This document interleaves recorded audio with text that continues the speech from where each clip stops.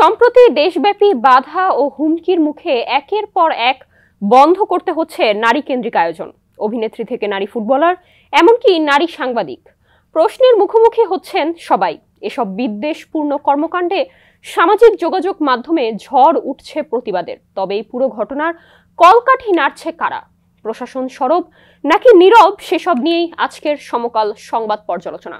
দর্শক, খেলাধুলা অনুষ্ঠান করতে নারীদের বাধা, জড়িতরা নিয়ন্ত্রণহীন শিরোনামে সমকাল পত্রিকায় আজ একটি প্রতিবেদন ছাপা হয়েছে।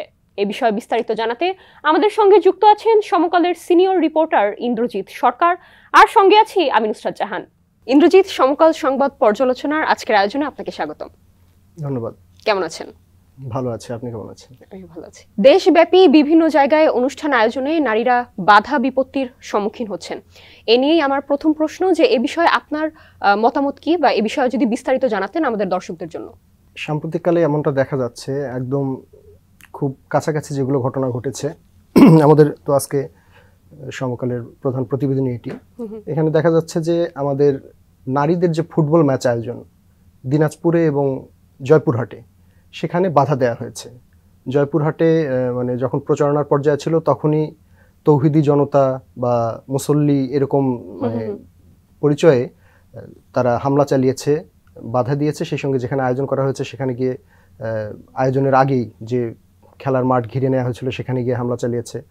আর দিনাজপুরে যেটি হয়েছে সেটি একদম খেলার মাঠেই হামলা চালানো হয়েছে, বেশ কয়েকজন আহতও হয়েছেন। আমাদের প্রতিনিধির তথ্য অনুযায়ী শিশুসহ প্রায় 30 জনের মতন আহত হয়েছেন ওই ঘটনায়। এটা গেল খেলার কথা। আর এছাড়াও দেখা যাচ্ছে শোবিজের যে নারী তারকারা, সর্বশেষ আমাদের রাজধানীর কামরাঙ্গীর চরে একটা শোরুম উদ্বোধনের কথা ছিল, একটা রেস্তোরাঁ বোধহয় উদ্বোধনের কথা ছিল আমাদের চিত্রনায়িকা অপু বিশ্বাসের।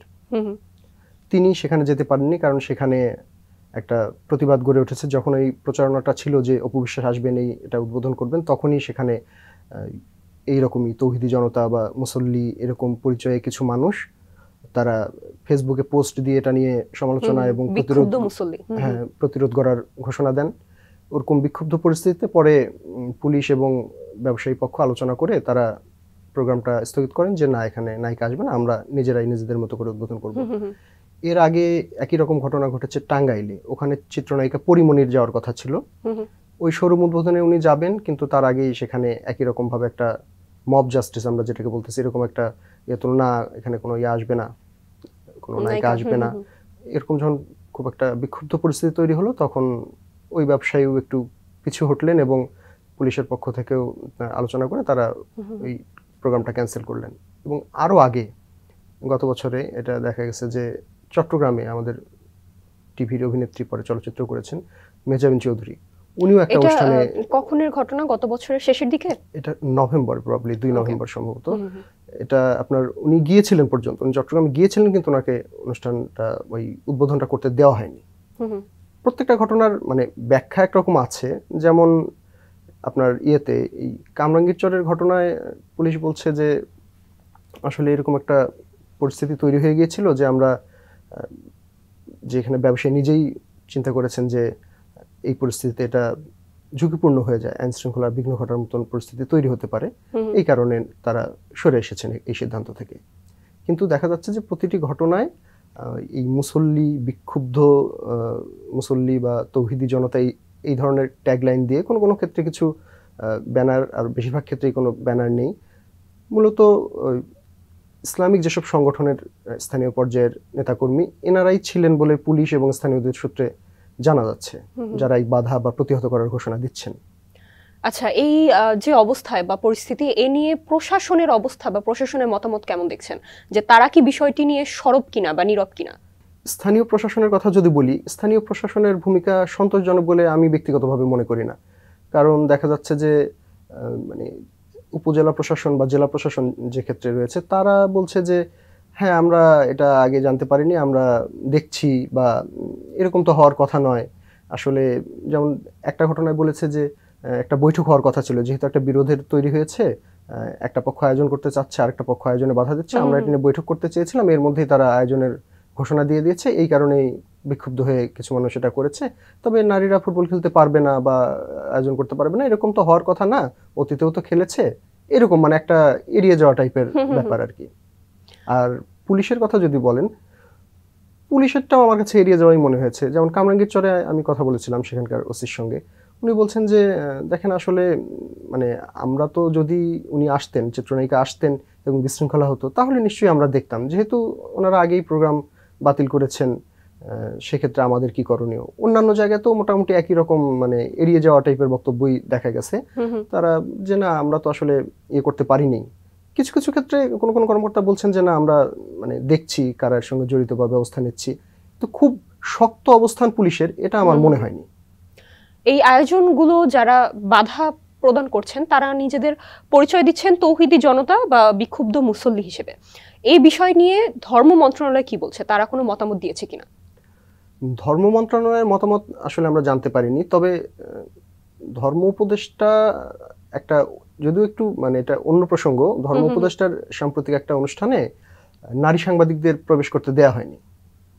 তো এটা নিয়ে নারী সাংবাদিক এবং সুশীল সমাজে ক্ষোভের সঞ্চার হয়েছে যে এটা কেমন কথা, একজন উপদেষ্টার অনুষ্ঠান কেন কভার করতে পারবেন না একজন নারী সাংবাদিক। তো এটার প্রেক্ষিতে পরে এই উপদেষ্টা, ধর্ম উপদেষ্টা ব্যাখ্যা দিয়েছেন, তার কার্যালয় থেকে ব্যাখ্যা দেওয়া হয়েছে যে ওই অনুষ্ঠানটির আয়োজক ছিল একটা পৃথক সংগঠন, মানে এটা মন্ত্রণালয়ের কোনো বিষয় না, পৃথক সংগঠন। এখন তাদের অনুষ্ঠানে তারা কাকে ঢুকতে দেবে বা দেবে না এটার দায় উপদেষ্টার উপর বর্তায় না। তবে উপদেষ্টা মনে করেন যে মানে এই বিষয়টা নিন্দনীয়, এটা তিনি সমর্থন করেন না। প্রধান উপদেষ্টার কার্যালয় থেকে কোনো পদক্ষেপ নেওয়া হয়েছে কিনা এই বিষয়ে?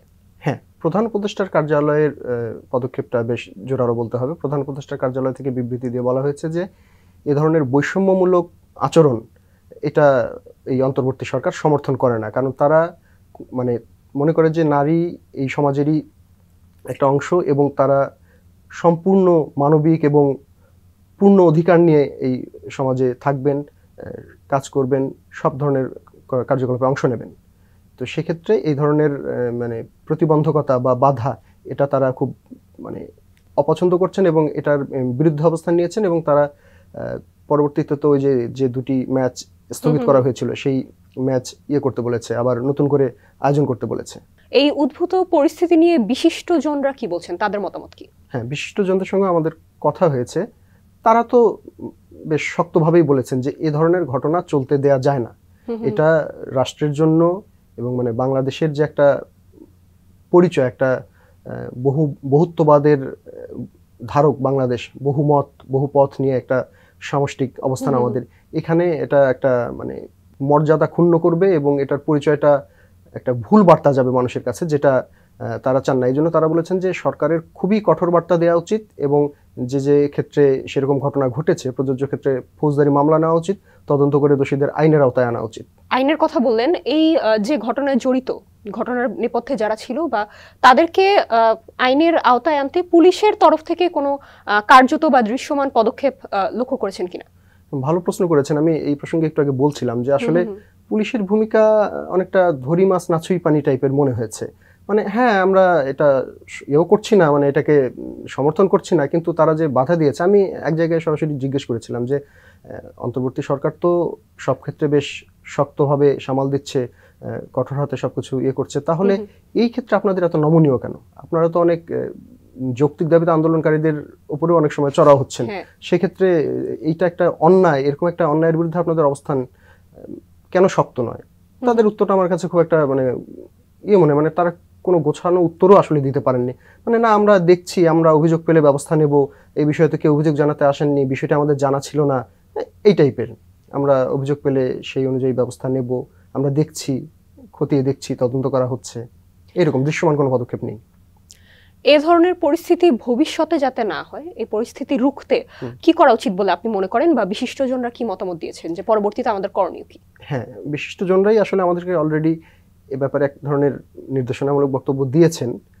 সেখানে দেখা যাচ্ছে তারা বলছেন যে এই পরিস্থিতি আর চলতে দেয়া যায় না, এটা কোনোভাবেই আমাদের স্পিরিটের সঙ্গে যায় না। বিশেষ করে অন্তর্বর্তী সরকারের যারা মানে নেতৃত্ব স্থানে থেকে কথা বলেছেন তারাও বলেছেন যে না, এটা জুলাই স্পিরিটের সঙ্গে যায় না। আমরা যে চেতনা ধারণ করে বর্তমান সরকার পরিচালনা করছি তার সঙ্গে এই ধরনের বৈষম্য যায় না, কারণ বৈষম্য বিরোধের কথা বলেই এই সরকার যাত্রা শুরু করেছে, সেটা যায় না। ইন্দ্রজিৎ, আপনাকে ধন্যবাদ আজ সমকাল সংবাদ পর্যালোচনার আয়োজনে আমাদের সঙ্গে থাকার জন্য। আপনাকেও ধন্যবাদ। দর্শক, এই ছিল সমকাল সংবাদ পর্যালোচনার আজকের আয়োজন। পরবর্তী আয়োজনে আমাদের সঙ্গে থাকার আমন্ত্রণ জানিয়ে আজকের মতো বিদায় নিচ্ছি। ভালো থাকুন, সুস্থ থাকুন, সমকালের সঙ্গেই থাকুন।